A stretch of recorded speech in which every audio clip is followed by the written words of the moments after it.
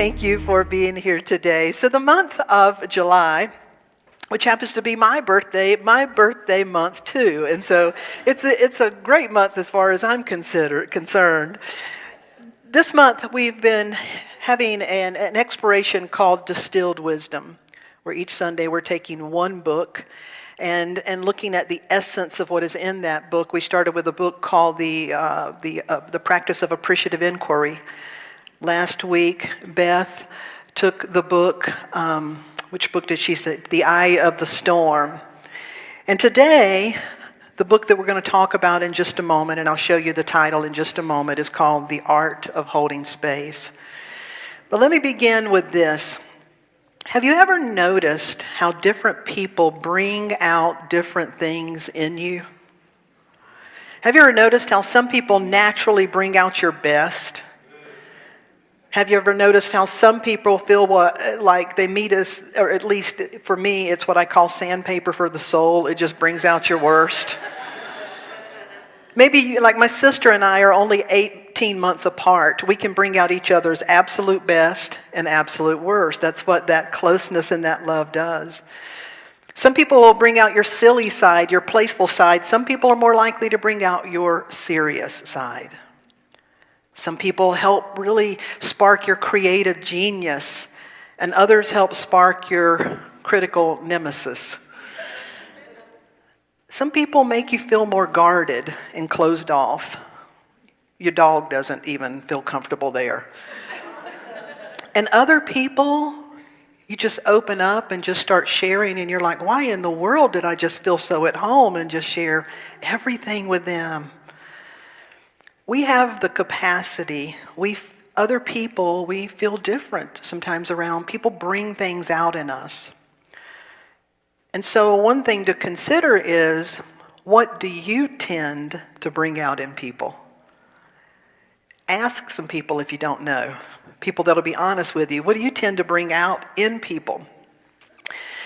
And what would happen if we became more intentional about creating spaces that really brought out the best, that would allow us to connect, and to connect with our inner resourcefulness, our own inner radiance, to be able to really connect with that? What if we were intentional about bringing that out together? Well, that's what we're talking about today in the art of holding space. What does it really mean, and how do we do that? Just a little bit about the book first. The book was published in 2020, so obviously it had been written post-plague, before that came out, so it was very timely when it came out in 2020. It was written by Heather Plett, P-L-E-T-T, and to share just a little bit at the beginning of what she says. She said, in my late 20s, I became convinced that it was my job to keep my loved ones alive and happy and emotionally healthy. Forget holding space. I needed to try to control what was going on with everyone so they felt safe and well cared for, because that's the message that had been imprinted upon me. Let's pause a minute. Can anybody relate? Trying to keep all the balls in the air and everything in order and everything okay. She said, in my late 20s, when I was 3 months pregnant, married with my first child, I had to be hospitalized due to difficulties, and I was released from the hospital but told to be very cautious in how much I exerted myself. Only a month and a half later, my husband's emotional health spiraled, and suddenly I found myself scrambling to figure out how to support him, trying to learn everything I could, but even despite my best efforts, he attempted suicide. After a week in the hospital, he survived. He was sent home with me, and I was his primary support. I was overwhelmed with the responsibility of keeping my husband alive and my unborn baby alive. 5 years later, and 2 children later, I was partway through my 3rd pregnancy when once again, I found myself in a hospital bed trying to keep a baby alive. This time, despite my best efforts and the doctors, it ended with a stillborn son. Something changed in me during the 3 weeks I had to spend in the hospital. She said she was just broken open. When so many things spiral out of control, and you just can't fix it anymore. She reached a point of authentic surrender and saying, I got to find out how to do things differently. She said she stumbled across something synchronistically called The Circle Way by Christina Baldwin. She began to immerse herself in different spiritual practices and a range of teachings, a quest for wisdom of how to live in a world that felt increasingly chaotic and out of my control. I was getting better and better. And then a few years later, I was ready to quit my job and start a business, and then my husband's health spiraled out of control again. His second suicide attempt. I found myself desperate to keep him alive and fix the things that sent him spiraling. And at the time, I now had 3 daughters trying to take care of. And then my mother was diagnosed with terminal cancer. In the midst of all of that, it was towards the end of my mother's time, she said, one day my mom said to me, honey, I don't know how to do this. She said, the only reply was, I don't know how to do this either. And so there we sat, waiting for her to enter into her next story of emergence. Hanging between that place of no longer and not yet. No longer fully alive, but not yet liberated. But that place applies to so many of us. No longer what used to be, but not yet what I want to be. No longer this, but not yet this. And how do we be with that space that she calls liminal space? She said, during that time, the hospice palliative care nurse was a godsend. She worked with her and her siblings and just guided them through that process, a process where there's nothing to do, it's all about being. And that combined with everything else she learned, she said 2 years after my mom died, I wrote a blog post online that's now been seen by over 10 million people. It's about how I brought together all those pieces in order to do what I call the art of holding space. She's now the co-founder of a center for holding space and where she has a certified practitioner program. She said, holding space is a complex practice that evolves and evolves us. After years of doing this work, I'm convinced that holding space is a spiritual act and that what holds it all together is something bigger than any of us. While we hold space, there's a greater essence we can lean into, especially when we need courage and strength and wisdom. How many of you know what she's talking about in that place between used to be and not yet, and needing to hold space? When I was thinking about this, we hold space for one another in a conversation with a friend. When you listen and you care and you have the self-awareness to be present to them without interrupting or trying to fix. I've had more than one spiritual counseling session that lasted 50 minutes, and I talked maybe 2 of them. But the space was such that the other person could share so deeply that when they left, things had cracked open and been revealed because they got to express what needed to be expressed. I asked myself the question, it's like, well, did Jesus, did the Buddha, did these individuals hold space? And one of the interesting things I thought about, this is recorded in more than one gospel, but for example, in the Gospel of Mark, when Jesus was going into the garden to pray, he asked 3 of his closest disciples, Peter, James, and John, will you come sit here while I pray? Think about that. Jesus, a master teacher, saying, will you come hold space while I pray? The Buddha, in teaching his followers, said, can you view another without judgment and hold them in loving kindness? That's another way of saying, can you hold space? I think that if there's anything, one of the many things our world could use right now, perhaps it's our willingness to hold the space of compassion to one another. So let's talk a little bit about learning first to be aware of the space that we're holding, what's inside of us. And then how we expand and extend our presence, how we become more conscious about that. And then how we draw support from the ultimate, the all that is space that is always right here, enlivening us.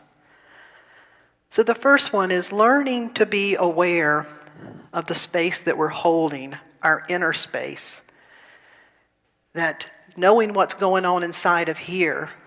When the people around Jesus said, we have over 600 laws and rules we're supposed to keep. How do you distill it? What's the highest one? And he said it's love. Love your neighbor, love your God, love your neighbor as you love yourself. Every relationship stems from our relationship with ourself. And so this first one, learning to be aware of the space that we're holding. A few weeks ago, flew out of the Asheville airport to Kansas City, and I had not been in the Asheville airport in a while, but I learned that when I went to, how you have to go through the screening, they had this thing that looked like a piece of medical equipment now, and they installed it in May. They're 3D, these really nice, futuristic-looking things that your stuff goes through to X-ray it. And I jokingly said to the person, I said, it would be really nice if we could get on that belt and go through it and you'd give us a health certificate as we want. Just let us know what's going on inside. And then he laughed. And then as I was going on, I thought, no, it would actually be better.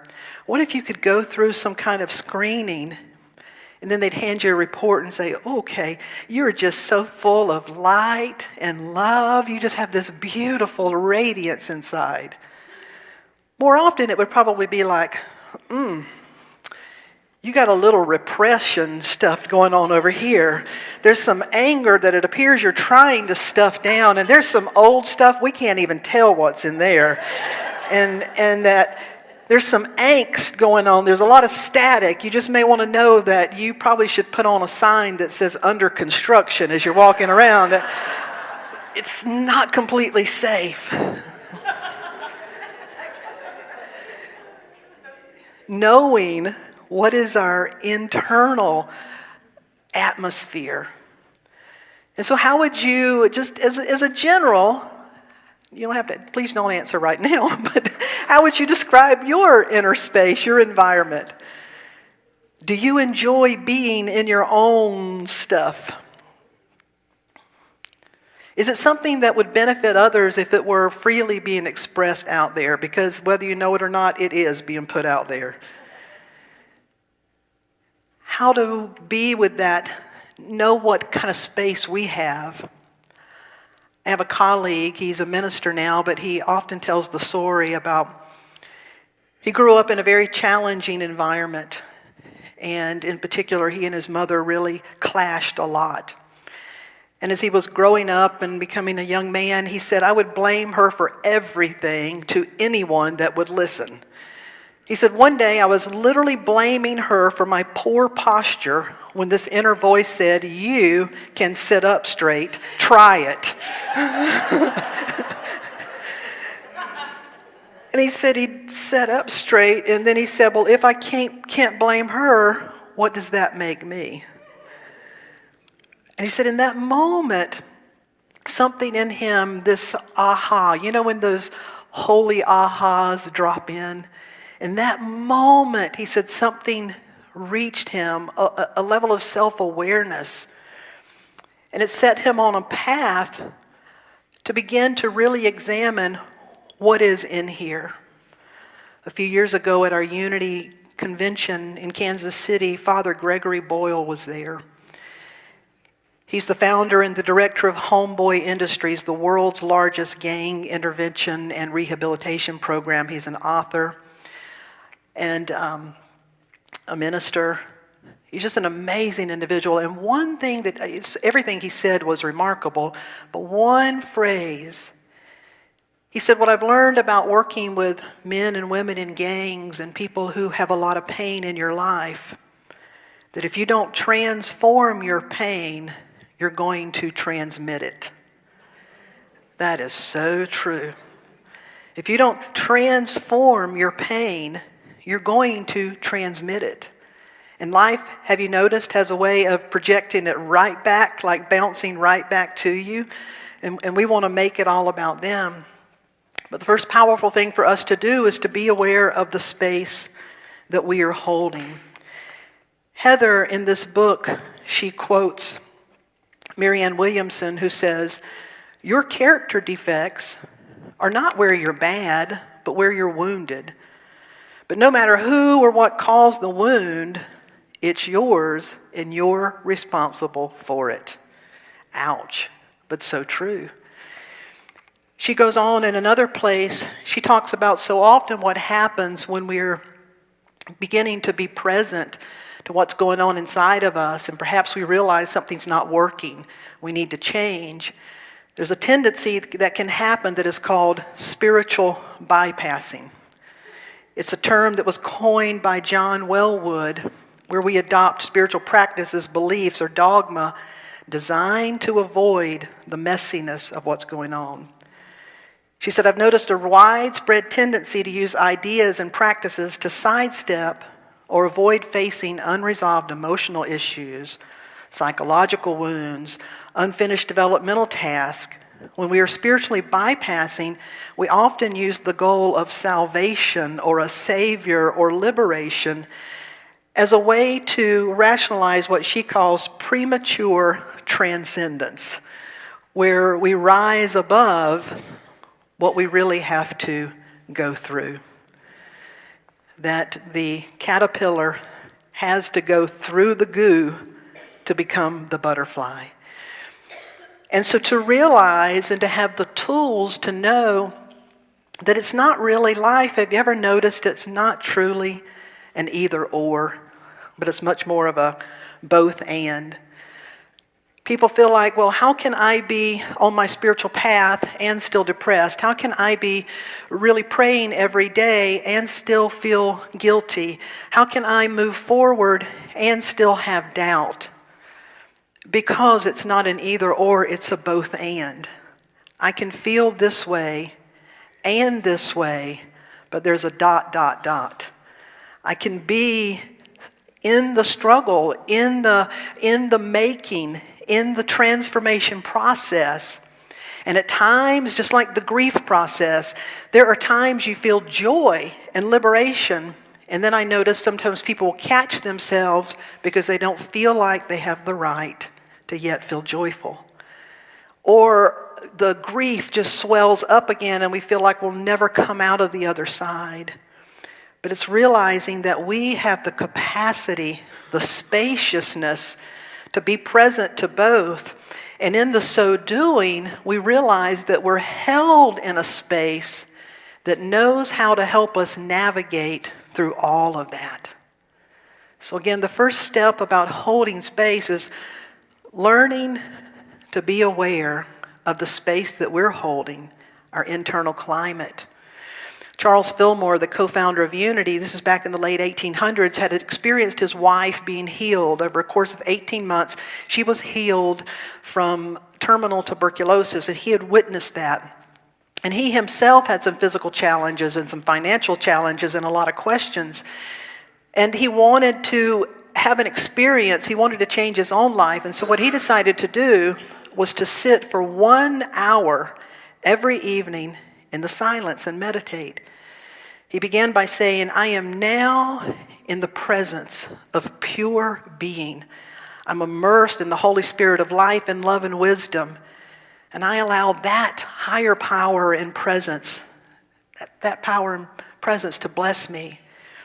Now, if you've ever cultivated a practice of sitting with your own thoughts, of becoming an observer of your own internal what's going on. Where is there an urge? Where is there an aversion?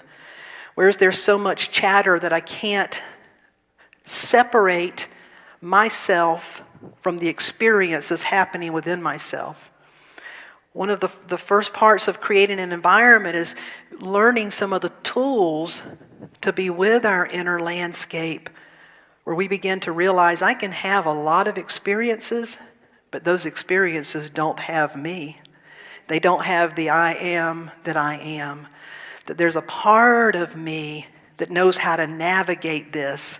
And there's something that knows how to grow me. It's like in meditation, if some things keep coming up for me, I literally have a visual of it's like putting trash out and waiting for the great God of my being to eventually recycle it. Make it something better. Make it something better. Make it something better. Learning to be aware of the space we're holding, our inner space. The second then is becoming more aware of the general space we hold in our encounters and in our interactions. We interact with so many people and move through our days quite often so fast, we do it in a mechanical way. We have pleasantries or even ignore or don't even really pay attention. I read a story of a man with a 4-year-old daughter, and he came home from work and he was still kind of focused on his phone, and his little girl was eating an apple, and she said, "Daddy, why is my apple turning brown?" And he said, "Well, honey, because after you ate the skin off, the meat of the apple came into contact with the air, which caused it to oxidize, thus changing the molecular structure and turning it into a different color." His little 4-year-old daughter said, "Daddy, are you talking to me?"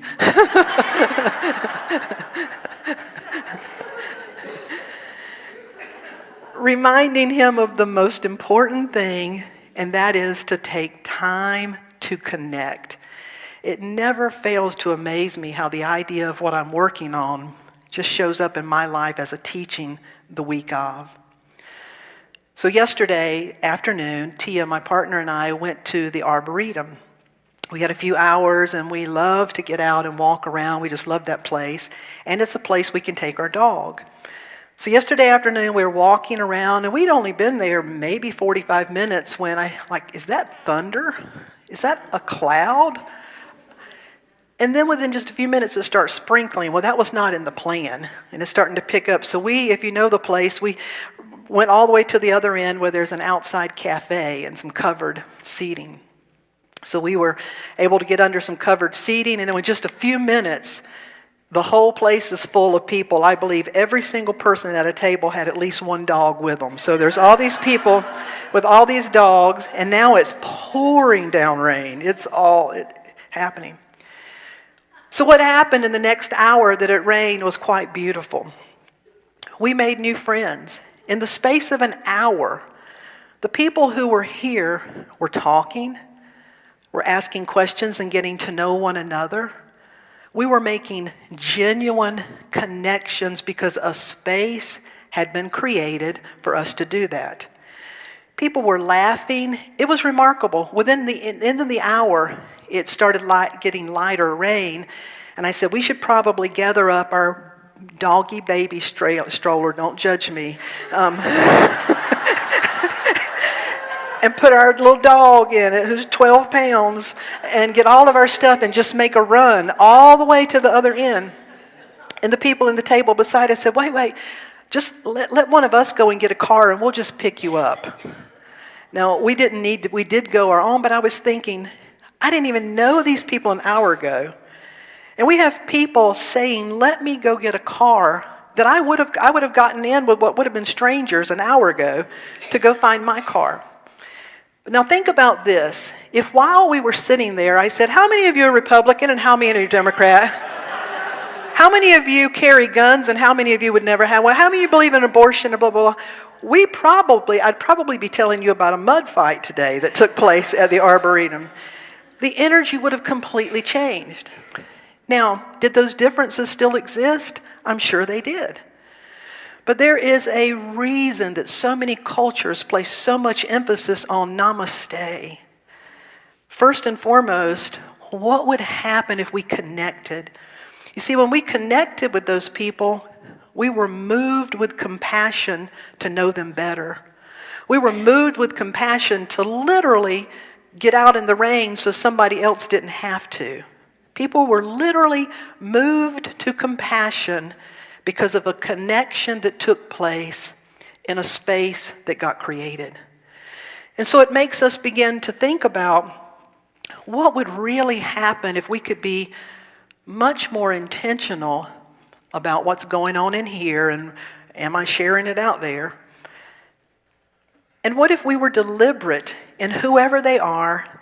Let's just push that aside a moment and create the space to connect. Because if, and Lord knows we need to, if we have the tough conversations, if we reach a peace that is big enough to encompass some differences, if we're able to come together and work together and do those challenging things, it will never happen unless and until we can first connect. How many of you would be one that says, I'm willing to be a bridge builder, a connector? You don't have to tell everybody and say, I'm trying an experiment, so let's see if we can connect here. But to genuinely try to make those connections, powerful things begin to happen. And so we can't hold space, we can't make that connection if we remain in a defensive posture. That's why all the scriptures talk about unconditional love. Unconditional love does not mean you love any and everything. Unconditional love means that love is present in the presence of everything. And so when we can still have your opinions, you may still want to help, you may still strongly disagree, but it's about the energy that we bring into that. So learning to be aware of that. We can't hold space if we're defensive or in judgment. We also can't hold space from a pedestal, the author says. She also says we can't hold space if we're continually hijacking space. We all have different ways of communicating. Some of us, like, I have to tell people, I'll say, I'm just thinking out loud. Because people that hear things and like to move right into action will say, but you said go do so-and-so. And I'm like, I did not. I was just thinking out loud about a lot of possibilities. So different people have different ways of processing. It's important for some people more than others to learn when we're hijacking space and how to be present in that space. So learning to be aware of that space and then cultivating the capacity to go deeper. The gift of holding space is not about offering advice or trying to guide them to solve their problem, but holding them in the light of their own resourcefulness and radiance and wholeness. It's also important to understand this when we're talking about holding deep space. We can hold space just like I talked about, that making the connection with a person is holding space. But then we need to have the ability and the willingness to really sometimes hold a much deeper space for one another.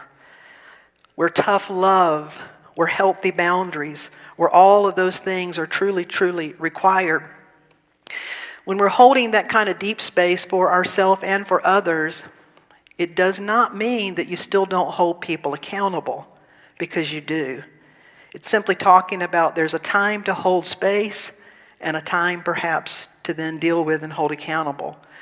Every action doesn't call for holding deep space. It also doesn't mean that you never give feedback or advice, because sometimes, especially when it's asked for, it's very helpful.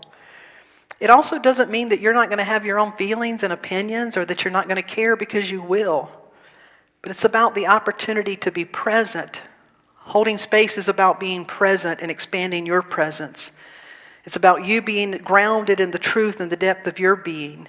And then with intention and effort, actively keeping open without trying to judge or fix.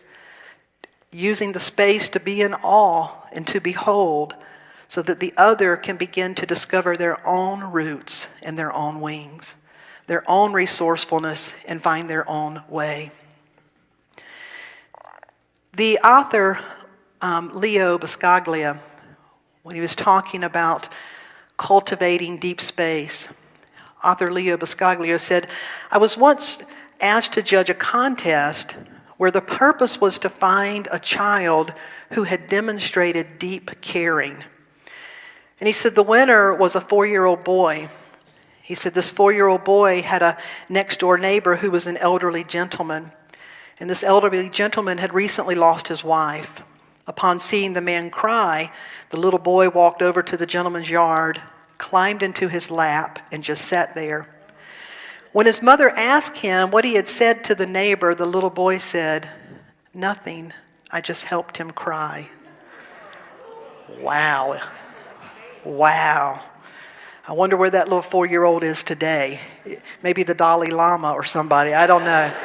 But holding that kind of space as a child, there's a part of us that knows that there's a time for words of encouragement, there's a time for whatever else. But what's being called forth is how do we become more mindful about holding those spaces of compassion to one another? Richard, would you give me that song? I'm going to ask the whole band to go ahead and come up.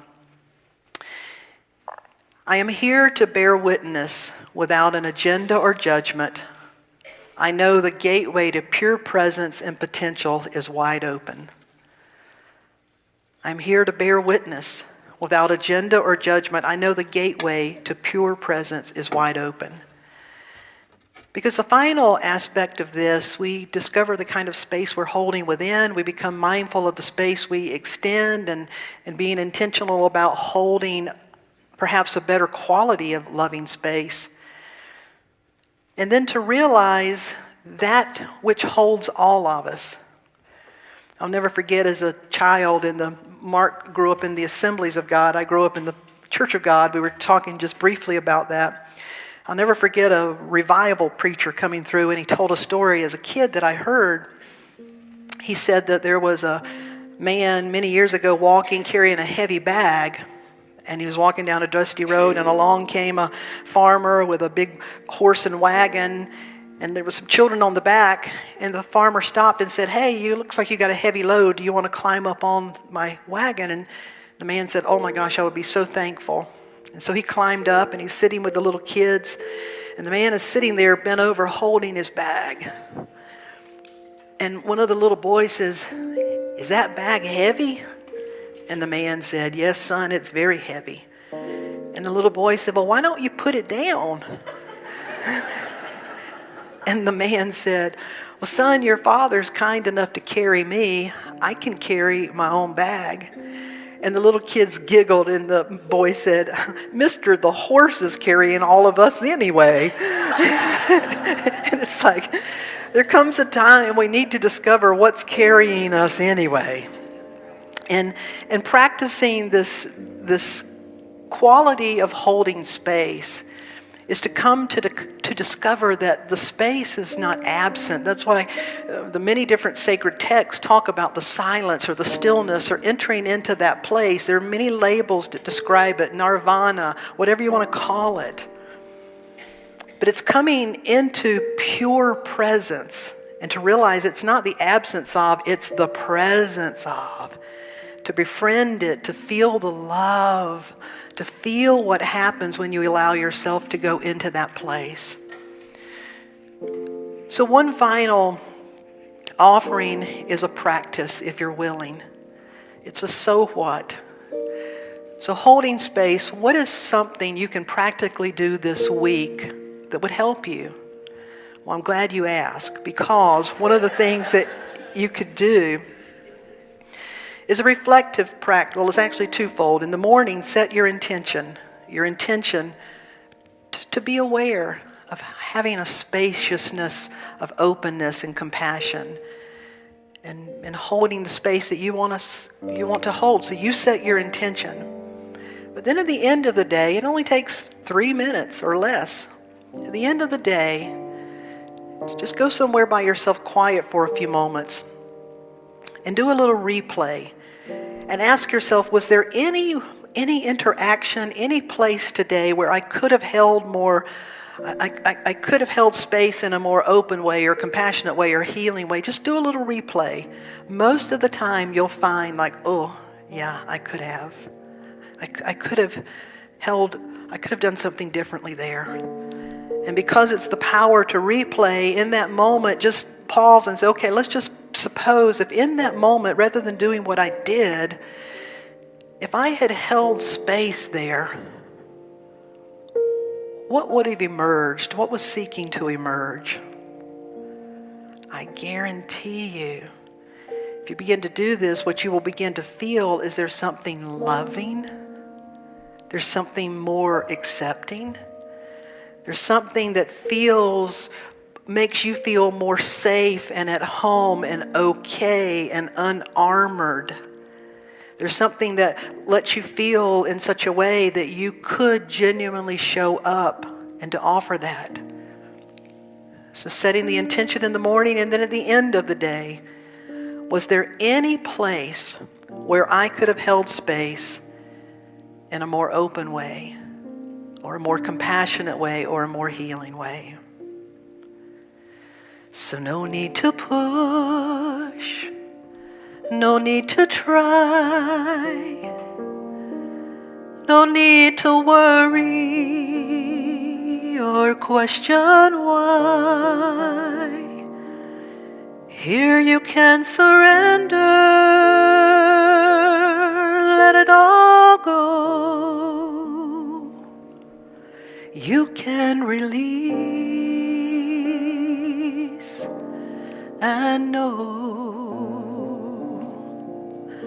So I breathe in, I breathe out, and I breathe out. I take in, and I take in, and I give out, and I give up, and I let love, and I let love, and I let go, and I let go, and I release,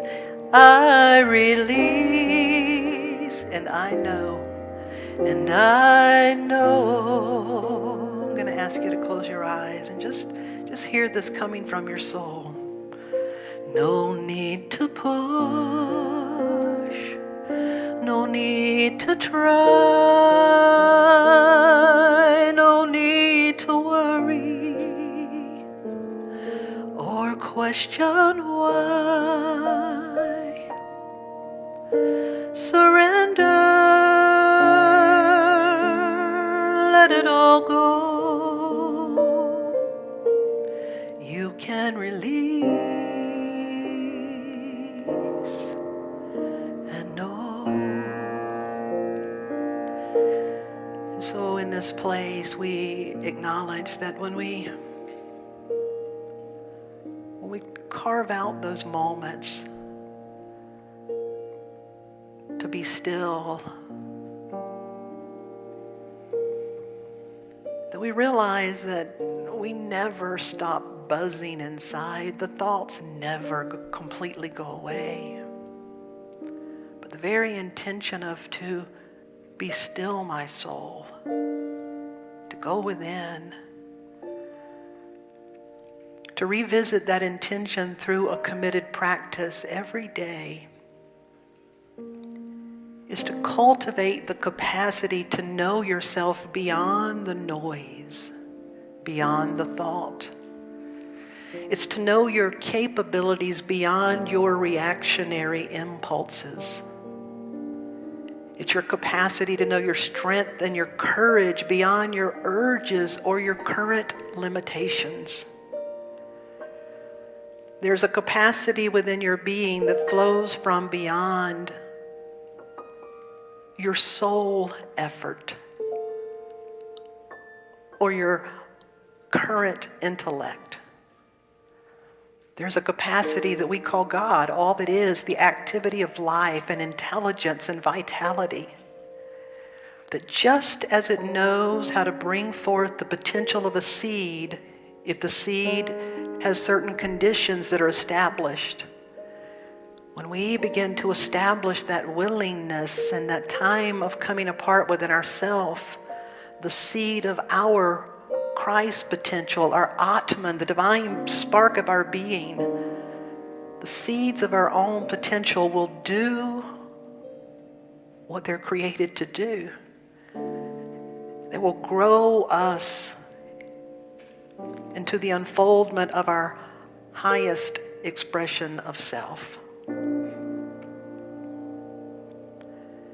And so may we commit to practices of mindfulness and prayer and meditation.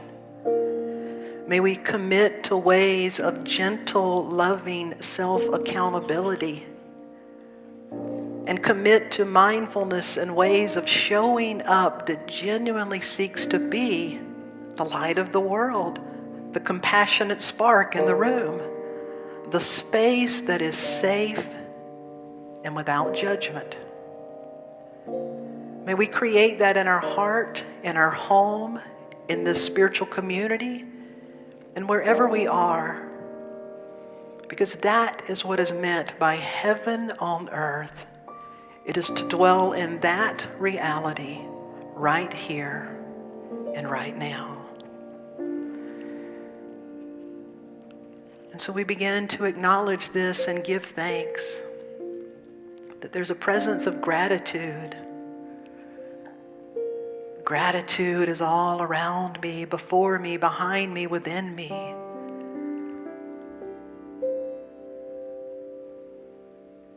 And so I invite you to just gently bring your awareness back. And when you bring it back, bring back a smile. Lift your own spirit.